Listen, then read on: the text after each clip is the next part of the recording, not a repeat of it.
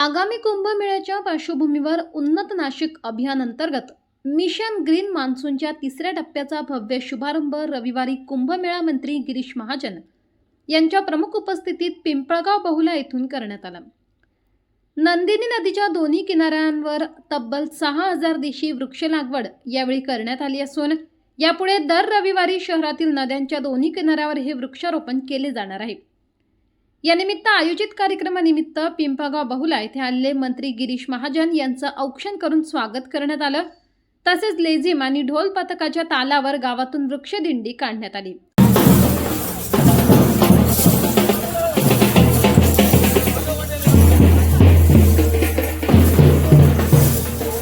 गेल्या महिन्यात झालेल्या नंदिनी स्वच्छता मोहिमेमुळे नंदिनी नदीला नवरूप आलं असून नदी वाहती झाली असल्याने प्रथमच मंत्री गिरीश महाजन, महापौर हिमगौरी आहेराडके, नगरसेवक विश्वास नागरे, नगरसेविका माधुरी बोलकर, इंदुमती नागरे, सभापती समाधान देवरे आदींच्या हस्ते मंत्र उच्चारात जलपूजन करून नदी स्वच्छ आणि प्रवाहित करण्याचा संकल्प करण्यात आला।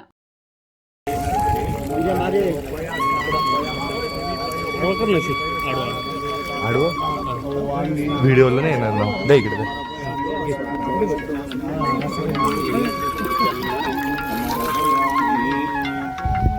सागर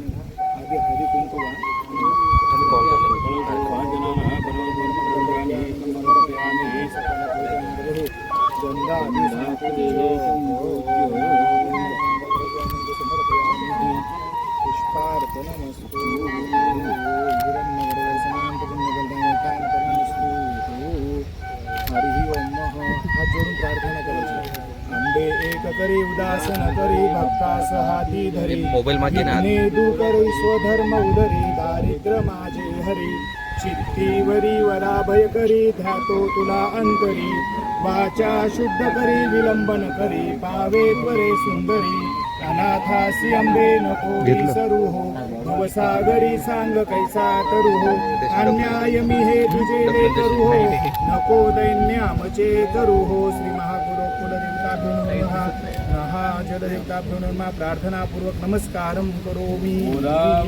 माता की जय, माता की जय। शूटला हम 2 मिनिटात फोन करतो। 2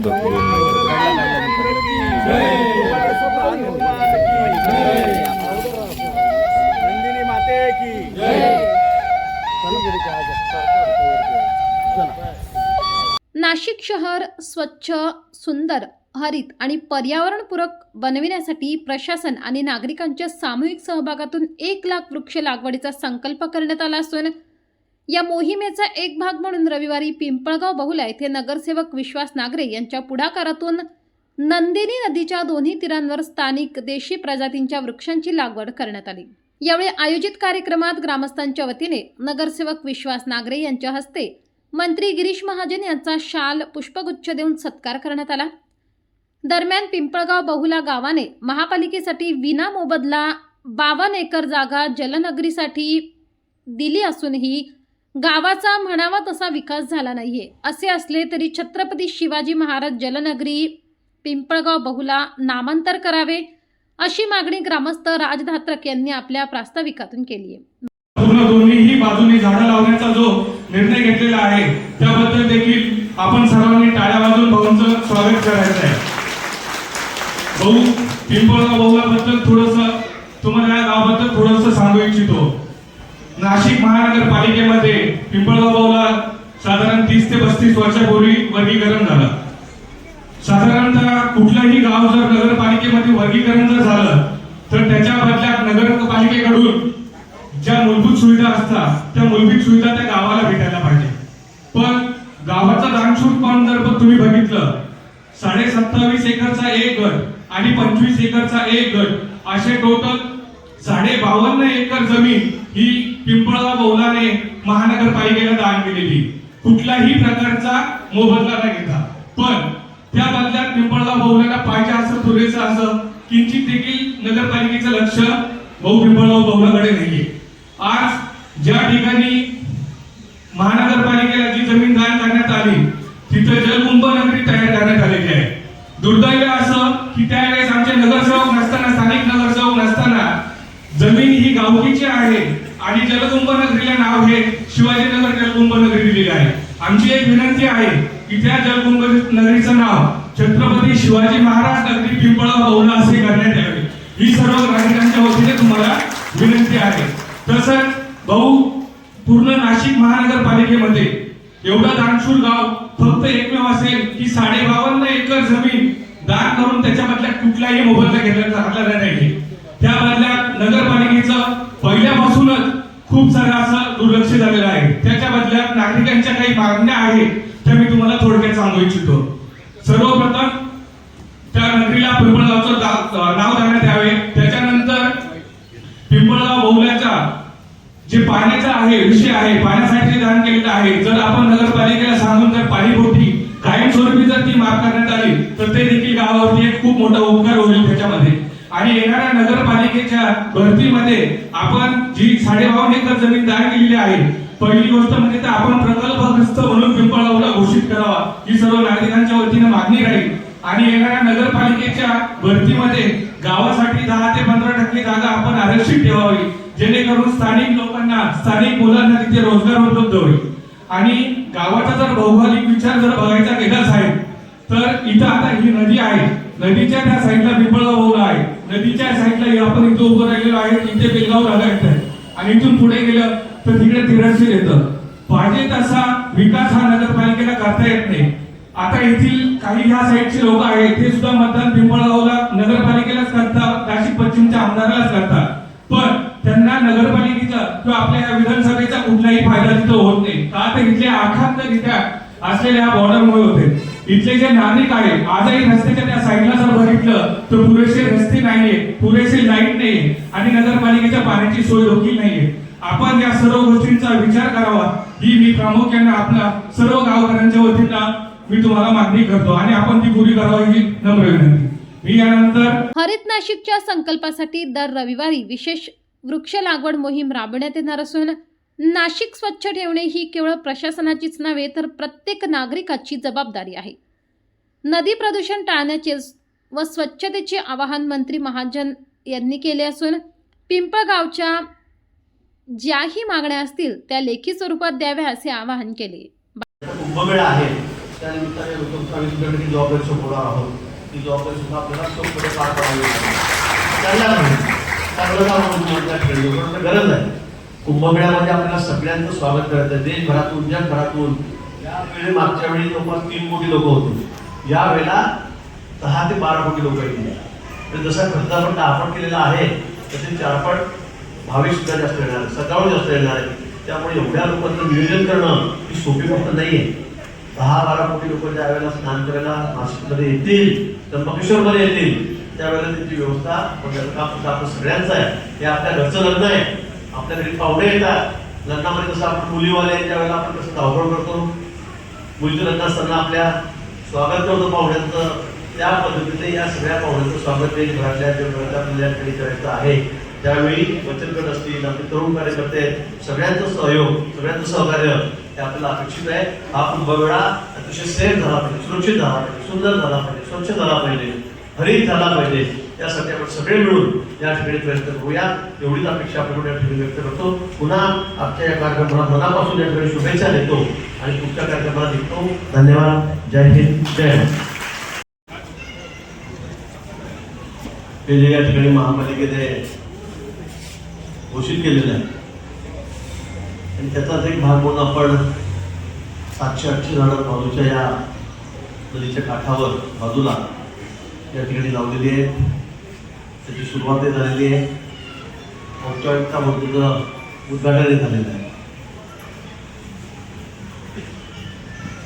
आपण ज्या ज्या मागण्या केल्या त्यामध्ये वेळ खूप कमी आहे. लोकसभेचे अध्यक्ष 11:50 येत आहेत. आता 11:15 झाले. 35 मिनिटात एअरपोर्टला पोहोचायचं घ्यायला कारण प्रोटोकॉल आहे. थोडं मोठं पद आहे त्यांचं, त्यामुळे मला ते दिल्लीवर येत आहे, जाणं आवश्यक आहे. पण निश्चित आपण ज्या ज्या मागण्या केलेल्या आहेत, पिण्याच्या पाण्याच्या टॅक्सच्या बाबतीमध्ये असेल, नामांतराच्या बाबतीमध्ये असेल, छोटा पूल त्या बाबतीमध्ये असेल, त्या ज्या ज्या काही मागण्या असतील त्या मला लिखित स्वरूपात दिल्या तर ते मला जरा बरं पडेल. आपले सगळे नगरसेवक या ठिकाणी आहेत, ते निश्चित त्याचा पाठपुरावा करतील. पण आपण बघतात ही यांनी नासर्डी नदी, म्हणजे नदीचं नाव नासर्डी होतं, कारण इतकी नासलेली होती तिला. तिचं गतवैभव आपल्याला पुन्हा तिला प्राप्त करून द्यायचं आहे. अनेक लोक मला सांगतात की 50 वर्षामध्ये नदीचं रूप असं कधी बदललेलं नव्हतं. खरं का खोटं आहे? 50 वर्षामध्ये आपण पर्यावरण दिन, जागतिक पर्यावरण दिनाचं निमित्त साधून, औचित्य साधून आपण या कामाला सुरुवात केली. जवळजवळ 15,000 नागरिक नाशिककर यांनी पुढाकार घेतला. जगद्गुरू नरेंद्राचार्य महाराज यांचे 5-6 हजार अनुयायी सकाळपासून एवढ्या उन्हामध्ये संध्याकाळी 6 वाजेपर्यंत अविरत काम करत होते आणि इतक्या घाणीमध्ये काम करत होते की मला आश्चर्य वाटतं. मी स्वतः त्याच्यासोबत होतो. पण ही नदी आपण त्या ठिकाणी स्वच्छ केली, ती 1 दिवस केली, त्यामुळे नदीचं एवढं रूप आलं. आता जगद्गुरू नरेंद्राचार्य महाराज यांनी सांगितलेलं आहे की दर आठवड्याला मी काम करू. दर आठवड्यात आमच्या अनुयायी येतील, ही नदी स्वच्छ करतील. टप्प्याटप्प्याने 1000 जण येतील, 500 जण येतील. पण मला वाटतं की या नदीचं रूप आपल्याला पुन्हा पूर्ण पालटायचंच आहे. गतवैभव आपल्याला नदीला प्राप्त होऊन द्यायचं आहे. कारण याचं नाशिकची ओळख आहे. गोदावरी असेल, नंदिनी असेल, त्याला एक धार्मिक महात्म्य आहे, एक महत्व आहे. आणि ही नदी इतकी घाण, त्याच्यामुळे त्या दिवशी इतकी घाण होती काय मी तुम्हाला सांगू शकत नाही. म्हशीचे एवढे मोठे पडलेले होते, जिवंत बकरे टाकले, ते मिळलं ते त्याच्यामध्ये टाकत होतो आपण. म्हणजे मला समजलं ती काय चाललंय. इतकी दुर्गंधी होती, तरी पण ते तसंच उचलून या सगळ्या लोकांनी आपण ट्रकच्या ट्रक भरले, ट्रॅक्टर भरले आणि पुन्हा महिनाभर महापौर आपल्या गौरीताई त्यांनी असेल, अधिकाऱ्यांनी असेल, आपल्याला मग ते मशीन दिलेत, JCB दिले, पोकलॅन दिले, ट्रक ट्रॅक्टर आणि आपण महिनाभर हे सगळं काम या ठिकाणी केलं. आता आपण बघितलं असेल इथे दरवर्षी कसं पाणी आणता येतं, कसे गावं पाण्याखाली यायचे, घरं पाण्याखाली यायचे. पण यावर्षी एवढा मोठा पाऊस पडून सुद्धा या ठिकाणी अनेक ठिकाणी गावामध्ये पाणी शिरलं. याचं कारण हे झालं की आपण इथं खोलीकरण केलं, आजूबाजूला आपण त्याला माती लावली, त्याचं रुंदीकरण केलं आणि त्यामुळे ही नदी आता उलट व्हायला लागलेली, स्वच्छ निर्मळशी व्हायला लागली. आता ते पाय टाकावं आपल्याला वाटेल. आणि पुढे इथल्या पानवेली असतील, त्याच्यासाठी टाकलेली घाण असेल, ती सगळी आपण काढलेली आहे. हे काम अजूनही चाललेलं आहे, अजूनही सुरू आहे. आणि नाशिककर म्हणून तुमची आपली सगळ्यांची जबाबदारी आहे की नाशिक स्वच्छ सुंदर आपल्याला ठेवायचं आहे. झाडं लावण्याच्या बाबतीमध्ये आपण ठरवलेलं आहे की आम्ही लाखामध्ये झाडं लावू, 1000 नाही लावणार. आणि दर रविवारी 10,000 झाडं आम्ही या ठिकाणी लावतोय. तर त्याच्यामध्ये सगळे नाशिकमधले मग बिल्डर असतील, इंडस्ट्रीचे लोक असतील, काही CSR मधून असेल, अनेक लोक यामध्ये सगळ्यांना सहभाग देत आहेत. नगरसेवक आहेत, ते या ठिकाणी आहेत, मोठमोठ्या संस्था आहेत, धार्मिक संस्था आहेत, त्या सगळ्यांच्यामध्ये सहभागी झालेल्या आहेत. आणि आम्ही सगळ्यांनी ठरवलेलं आहे की नाशिक शहर महाराष्ट्रामध्ये 1 नंबरचं हरित शहर आपल्याला करायचं आहे, हिरवगार शहर करायचं आहे. सगळ्यांकडून झाडं लावा, जिथे ठिकाणी जागा असेल, तिथे ओपन असतील, त्या ठिकाणी मला झाडं लावायचे. नुसती लावायची नाही तर ती जगवायची. आपण इतके दिवसात लावलेली झाडं तुम्ही जाऊन बघा, एवढी मोठी झाली, किती डेअर झाले, 8 महिने झाले, 7 महिने झाले, पण ही झाडं इतकी सुंदर झालेली आहेत की लोक तिकडे बघायला जात आहेत.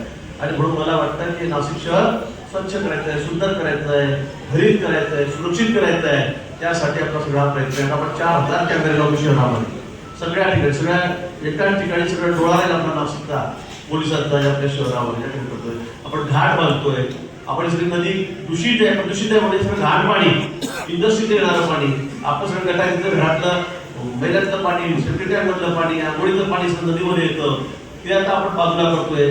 त्याच्यावर प्रक्रिया करून सुरेश ट्रीटमेंट प्लॅन आपण घेतलेला आहे. जवळपास 500 कोटी रुपये टाकले, ते पाणी स्वच्छ होऊन पुढे पुन्हा नदीमध्ये पडेल. म्हणजे घाण पाणी अजिबात राहणार नाही, भेसळलेलं पाणी या ठिकाणी येणार नाही. 12 महिने निर्मळ स्वच्छ आपली गोदावरी वाईल,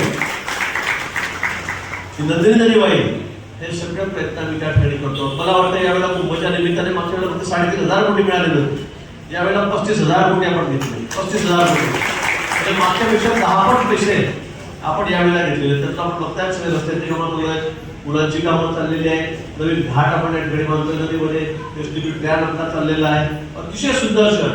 तुम्ही जर बघितलं की 1 वर्षानंतर ज्यावेळेला उभा राहील त्यावेळेला लोक या ठिकाणी येतील, तर ते आश्चर्य व्यक्त करतील की यांच्या नाशिकाकडे आपण पाहिलं होतं. इतकं सुंदर आणि सुशोभीकरण आपल्या नाशिक शहराचं कुंभच्या निमित्ताने या ठिकाणी करतोय. एवढा मोठा निधी हा स्वतःसारखे 35,000 कोटी निधी माननीय मोदींनी केला. तो सांगितलं, आम्ही सांगितलं की पुणे रिपोर्ट करू का, हा कुंभ सगळ्यात सुंदर कुंभ झाला पाहिजे. माननीय देवेंद्रजी या ठिकाणी आहेत, आपलं सरकार आहे, शिंदे साहेब आहेत, सुमित्राताई आहेत, सगळ्यांनी सांगितलं की कुंभासाठी काही फरक पडणार नाही. देवेंद्रजींचा सारखा आग्रह आहे, ते वारंवार नाशिकला येत असतात आणि आपल्याला हे शहर हे महाराष्ट्रातलं नंबर 1चं शहर करायचं आहे, नंबर 1चं शहर करायचं आहे. आणि मग त्यासाठी आपल्याला निधी प्रयत्न झालेला आहे. हे फक्त अधिकारी ठरवतील, प्रशासन ठरवलं होणार नाही, की प्रत्येक नाशिककरांची जबाबदारी, ही सगळ्यांची आपली जबाबदारी. तिला हे माझं शहर आहे, मी इथे घाण करणार नाही, इथे घाण टाकणार नाही, मी प्लास्टिक टाकणार नाही, पुष्ट पाठ्यपुढे टाकणार नाही. मला वाटतं हे सगळ्यांनी जबाबदारी घेतली पाहिजे. ही नुसती प्रशासनाची जबाबदारी नाही आहे. सफाई कामगार येतील, आपण घाण टाकू, मग ते उचलतील, आपण प्लास्टिक टाकू, ते साफ करून जाईल. मला वाटतं प्लास्टिक बद्दल आपण जर सतर्कता दाखवली नाही तर येणाऱ्या पुढच्या काही वर्षामध्ये समुद्रामध्ये माशांपेक्षा प्लास्टिक जास्त राहील, अशी परिस्थिती. माशांपेक्षा प्लास्टिक जास्त राहील. काय करतो आपण? आणि म्हणून प्लास्टिकचा वापर टाळा, वापरू नका. वापरणं तसं रस्त्यावर फेकू नका, गाडीत फेकू नका. जे आपल्या गाड्या येतात त्याच्यामध्ये प्लास्टिक वेगळं करा, ओला कचरा वेगळा करा, कोरडा कचरा वेगळा करा. त्यामुळे आम्हाला प्रक्रिया करायला पुढे सोयीचं होईल. परंतु बघितलं असेल पिंपरी चिंचवडमध्ये 82 सालापासून त्या घडीत तो कचरा ढीग त्या घडीत म्हणजे किती वर्ष झाले त्याला? 45-47 वर्ष झाले त्याला तो ढीग होता. नंदिनी नदीच्या इतिहासात प्रथमच जलपूजन झालं असून मंत्री गिरीश महाजन यांची संकल्पना असलेल्या उन्नत नाशिक कार्यक्रमामुळे नद्यांना पूर्वीचं रूप प्राप्त झालं असून आता नदीमध्ये घाण कचरा येऊ न देण्याचा निश्चय नगरसेवक विश्वास नागरे यांनी यावेळी व्यक्त केला. उन्नत नाशिक कार्यक्रम इथून मागे 50 वर्षात कोणी केला नाही. तो गिरीश भाऊ महाजनांच्या, नाशिक कुंभमंत्री गिरीश भाऊ महाजन यांच्या संकल्पनेतून आणि आपल्या नाशिककरांच्या किंवा महापौरताई असतील किंवा आमदार असतील यांनी पण सपोर्ट करून जो नाशिक उन्नत नाशिक ही जो संकल्पना आहे, गिरीश भाऊंची संकल्पना आहे, त्यामुळे आज नंदिनी नदीला असो किंवा नाशिक शहरातल्या सगळ्या नदींना असो पूर्वीचं स्वरूप आलेलं आहे. त्यावेळेस पूर्वी साधू संत इथं वावरत होते खूप नाशिक शहरात. त्यावेळेची ज्या नद्या होत्या त्या नद्या आज दिसायला लागल्या. पूर्वी 1-2च वर्षापूर्वी ह्या नद्यांमध्ये खूप गटारी, समजा प्लास्टिक असेल किंवा नगरपालिकेचा कचरा असेल, सगळ्याच कंपन्यावाले MIDCवाले काही केमिकल सोडत असतील. आता त्यात सुधारणा होत चाललेली आहे. आज आमची वृक्षारोपणचा कार्यक्रम झाला पिंपळगाव बावला इथे. माननीय गिरीश भाऊजी महाजन आणि महापौर गौरीताई अडके आणि अजून बरेच सर्व BJP कार्यकर्ते, नेते सगळे सर्व हजर होते. आणि त्या कार्यक्रमामध्ये आज सगळ्यांनी चांगलं वाटलं. सगळ्यांना, आमच्या सगळ्या युवक टीमला पण सगळ्यांना चांगलं वाटलं की आपल्या नदीला म्हणजे नदी बघण्याचा दृष्टिकोन आज चांगला झाला. जी गटार म्हणून पांगलं जायची ती आज आम्हाला तिच्यात बसून राहा असं वाटतंय. आज पहिल्यांदा आपल्या गावामध्ये जलपूजन झालं मंत्र्यांच्या हस्ते. इथून मागचे जे आता बरेच आपल्याकडं लोक पुढारी होऊन गेले, जे एक संकल्पना घ्यायला पाहिजे, मनात इच्छा पाहिजे लोकांची जनसेवा करायची. मी असे लोक आहे काय, समजा मी मोदी साहेबांचं लहानपणापासून वाचलेले पुस्तक आहे, मी गिरीश भाऊंचे लहानपणापासूनचे वाचलेले पुस्तक आहे. या कुटुंबानी इतकी सेवा केलेली लोकांची. आणि जनसेवा तर विचारू नका. यांच्या अर्ध्या हे इथून निघाले तरी मुंबईत रात्री घर पडलं तर तिकडे जाऊन उभे राहता, पुण्यात घर पडलं तरी तिथं जाऊन उभे राहता. यांना झोपा नाही, हे गाडीत झोपता. या लोकांचे विचार मी वाचलेले आहेत आणि मला असं वाटतं का मी कोणत्याही ठिकाणी कोणत्याही गरीब माणूस असेल त्याच्यासाठी उभा राहील आणि त्याच्यासाठी मदत करील. जी आज नंदिनी नदीची पूजा झाली त्यात मला खूप आनंद वाटला. इथून मागे जी गटार या नंदिनी नदी राहायची ती इथून पुढे आम्ही सगळंच जनसेवा करणारे मित्रमंडळ आहे आमचं सगळे, ते सगळे त्याचं हे करणार नाही आणि इथून पुढे घाण कचरा आम्ही नदीमध्ये येऊन देणार नाही. जी नदी आपल्याला पूर्वी साधू संतांच्या काळात होती तशीच नदी आम्ही प्रयत्न करूनच दाखवू. यावेळी या कार्यक्रमाप्रसंगी महापौर हिमगौरी आहेर आडके, माजी आमदार अपूर्व हिरे, ज्येष्ठ नगरसेवक सुधाकर बडगुजर, भाजप गटनेते ॲडव्होकेट श्याम बडोदे, पश्चिम प्रभाग सभापती सुरेश पाटील, नगरसेवक विश्वास नागरे, नगरसेविका इंदुबाई नागरे, नगरसेविका माधुरी बोलकर, रामहरी संभेराव, गौरव बोडके, पिंपळगाव बहुला, ग्रामस्थ तसेच लोकप्रतिनिधी, अधिकारी, कर्मचारी, महिला बचत गटाच्या प्रतिनिधी आणि नागरिक मोठ्या संख्येने उपस्थित होते.